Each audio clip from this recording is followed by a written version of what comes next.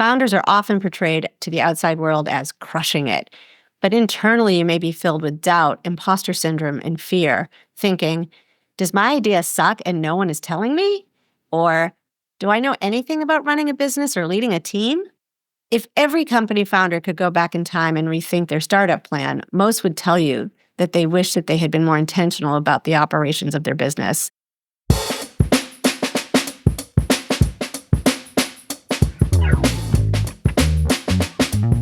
Good morning, I'm Michael Kovnat, and this is the Next Big Idea Daily, where we bring you key insights from some of today's smartest nonfiction writers. So, have you ever gotten a great idea for $1 billion business while taking a shower or out for a walk? Well, congratulations. Me too. But now what? That's the question Julia Austin tackles in her new book, After the Idea: What It Really Takes to Create and Scale a Startup. Julia's been in the trenches as a startup operator, board member, coach, and professor at Harvard Business School. Here she is to share what happens after the light bulb moment. I'm Julia Austin, author of After the Idea: What It Really Takes to Create and Scale a Startup. In the next few minutes, I'll share 5 insights from the book to help you anticipate what's ahead and build smarter from the start. Number 1, the real work starts after the idea. Coming up with a great idea can feel like the hard part, but in startups, it's really just the beginning. The journey from idea to company is rarely linear and almost never glamorous. There's an OMG moment in almost every founder's early days when they realize that they're not just building a product, fundraising, and selling, they're building a company. In the early stages of a startup, you tend to focus on the immediate needs around creating a product and fail to take a more holistic view of what your operating business might look like in months or years from now. It can be so much easier to focus on what's right in front of you when the big picture can be daunting and even potentially paralyzing concept.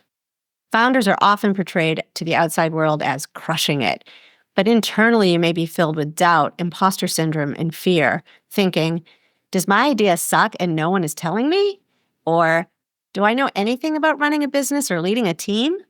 If every company founder could go back in time and rethink their startup plan, most would tell you that they wish that they had been more intentional about the operations of their business. They've learned that it's never too early to be thoughtful about the culture and the people they hired, their brand, finances, legal considerations, and everything else beyond the product or service they offer.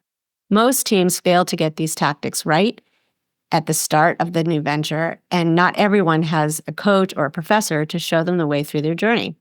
My book is about the brass tacks of startups beyond just the product. It's not about just finding the big idea. It's about building something that actually works after the excitement fades and the real challenges kick in. Move slow to go fast. Everyone loves the myth of the overnight success. In startup culture, we're told to move fast, break things, launch quickly. But here's the thing. Moving too fast before you understand the problem can not only waste months, potentially even years, but a lot of money. I teach my students and clients to move slow to go fast. That means taking the time early on to really understand the customer, who they are, what they need, what they struggle with, and how they make decisions through proper discovery work. Discovery goes beyond customer interviews and involves observing your target audience in their natural environments and conducting experiments to better understand the problem and your customer. These techniques will allow you to both validate and invalidate assumptions to become more confident about what to build and what to ignore. In 2018, the founding team of Bridge began with an idea to help consumers track valuable items, like laptops or jackets, using QR codes. The concept was kind of digital insurance, helping lost items find their way back to their owners. Before building anything, they ran real-world experiments, leaving tagged items in public places to see how people responded. Through this experiment, they learned what people actually valued and how likely others were to return those items. A water bottle, not so much. A laptop, yes. More importantly, they realized the real opportunity wasn't in lost and found services, but in using QR codes as a marketing tool for consumer brands. That led them to pivot before hiring a team or building infrastructure for a business they didn't want to run. Their discovery work didn't just inform the product, it clarified the business they truly wanted to build. Just like checking the weather before a hike, discovery work doesn't give you every detail, but it helps you get oriented before heading out into the unknown. And what you learn won't just shape your product, it will influence the business you build, the roles you hire for, how you sell, and how you operate. Discovery is your foundation. and it's one of the smartest investments you can make at the start of your journey. The universal challenges founders face. When I set out to write this book, I didn't want to tell just one kind of founder story. So I included people from all walks of life, women and men, founders of color, founders from around the globe, building everything from enterprise software to food products to mission-driven consumer brands. Because no matter how different the businesses were, the challenges were strikingly similar. Every founder at some point has to wrestle with hiring the right people, often while competing with better funded companies or trying to convince others to join something that barely exists. Building a team isn't just about finding talent, it's about aligning on values, communicating clearly, and building trust under pressure. Then there's managing cash, something that can make or break a startup. Founders have to make tough trade-offs. Do we invest in growth or extend runway? Can we afford this hire now, or do we have to wait? Raising capital, budgeting, forecasting, and understanding burn rate become daily concerns, not just finance team issues. Legal complexity is another constant. Early decisions like how you incorporate, how you split equity, or whether your IP should be protected can have ripple effects years down the line. Many founders don't realize they're setting the foundation for future funding rounds, partnerships, or even exit scenarios based on those legal decisions. And through it all, there are the difficult conversations. With co-founders when visions diverge, with investors when goals aren't being met, with customers when promises fall short, and to that emotional roller coaster of building something from nothing, it's no surprise founders often feel isolated or overwhelmed.